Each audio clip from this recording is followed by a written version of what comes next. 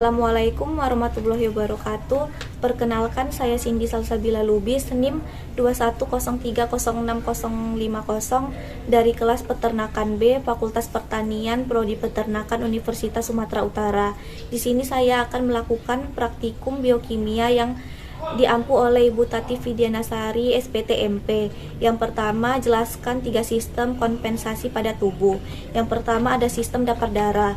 Larutan dapur atau larutan penyangga adalah larutan yang mengandung campuran asam lemak dan basa konjugatnya, atau sebaliknya. Secara alami, sistem dapur bikarbonat digunakan untuk mengatur pH darah karena darah mengandung sistem dapur asam bikarbonat dan garam bikarbonat. Untuk mempertahankan pH darah tetap normal atau sekitar 7,4 diperlukan perbandingan kadar garam bikarbonat atau kadar asam karbonat sebanyak 20:1.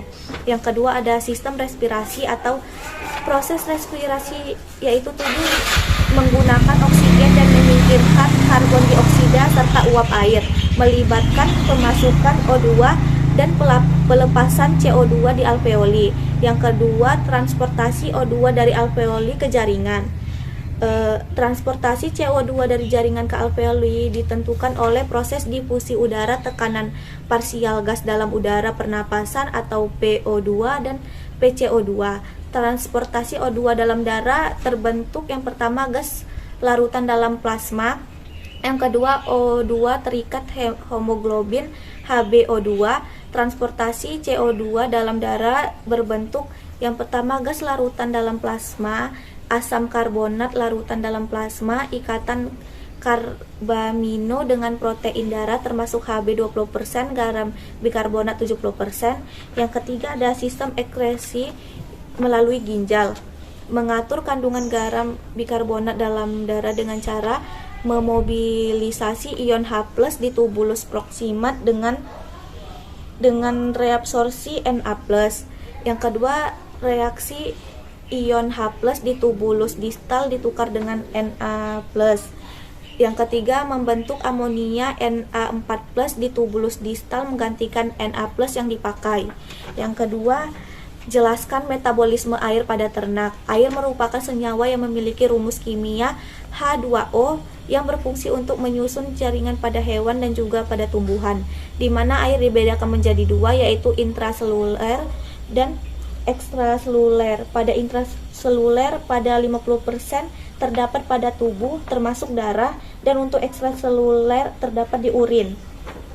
Fungsi air juga sebagai katalisator, di mana untuk menghasilkan sebagian besar panas yang ada di dalam tubuh, sebagai pembentuk proses pencernaan seperti pada pembentukan enzim yang dihidrolisis yaitu sukrosa. Air juga sebagai pelumas bagi tulang, di mana untuk mengandung gesekan antara tulang, dan juga air membantu pertukaran gas dalam paru-paru, dan juga air sebagai pengangkut berbagai zat, pengangkut bahan makanan ke dalam sel dan keluar sel. Yang ketiga, jelaskan asal sumber air pada tubuh ternak. Yang pertama, air minum. Dengan memberikan minuman pada ternak sehari sekali apabila ternak merasa kehausan. Yang kedua, air terkandung pada makanan, di mana air mengandung pada bahan makanan atau konsentrat. Yang terakhir, air metabolik yang terdapat pada hasil dari oksidasi makanan dari molekul kompleks di dalam tubuh. Yang keempat, jelaskan cara menghitung air metabolik.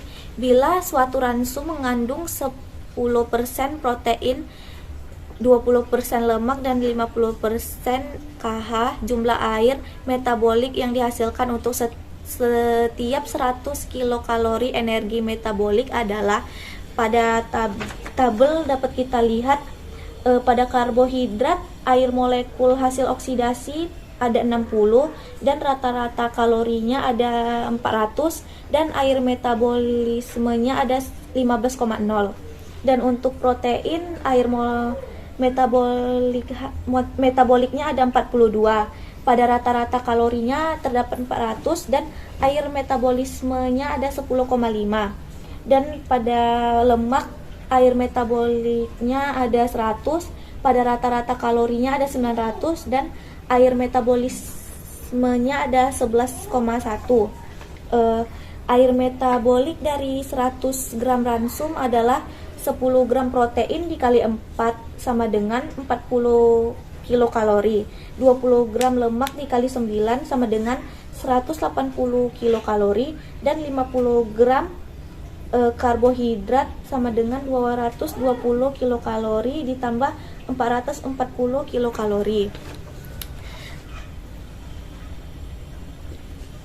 Jadi 40 dikali 0,15 menghasilkan 4,2 gram air metabolik. Selanjutnya 180 kilokalori pada lemak itu menghasilkan 180 dikali dengan air metabolik per 100 kilokalori energi metabolis pada lemak sebesar 11,1, yang dimana itu dibagi dengan 100 untuk mendapatkan 1 kilokalori, jadinya 180 dikali 0,101 menghasilkan 19,98 metabolik. Selanjutnya pada 220 kilokalori yang menghasilkan 220 dikali air metabolik per 100 kilokalori energi metabolis yang berasal dari karbohidrat sebesar 15, ini dibagi 100 untuk mendapatkan 1 kilokalori, sehingga didapat 220 kilokalori dikali 0,150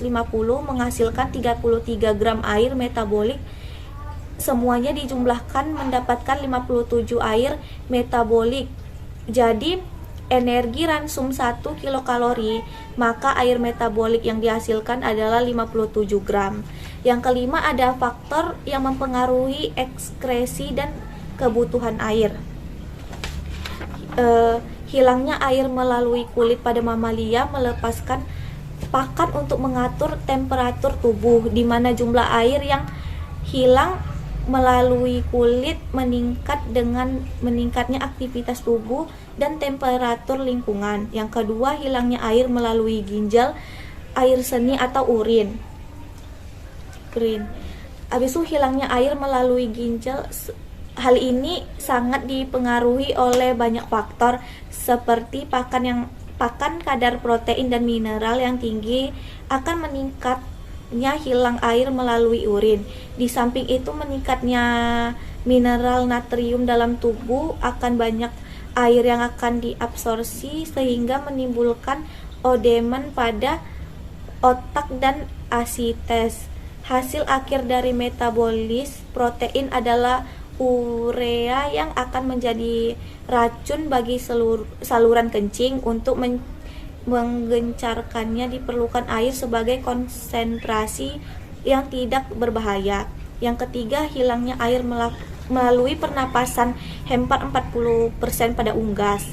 Yang terakhir, saluran pencernaan, bentuk pakan dan susunan pakan memiliki pengaruh. Contohnya, pakan yang sifatnya pencahar yang menyebabkan air banyak keluar bersama feses. Ekskresi kotoran sapi lebih basah dari kambing. Sekian penjelasan dari saya. Apabila banyak kesalahan kata dan kalimat, saya mohon maaf. Terima kasih. Assalamualaikum warahmatullahi wabarakatuh.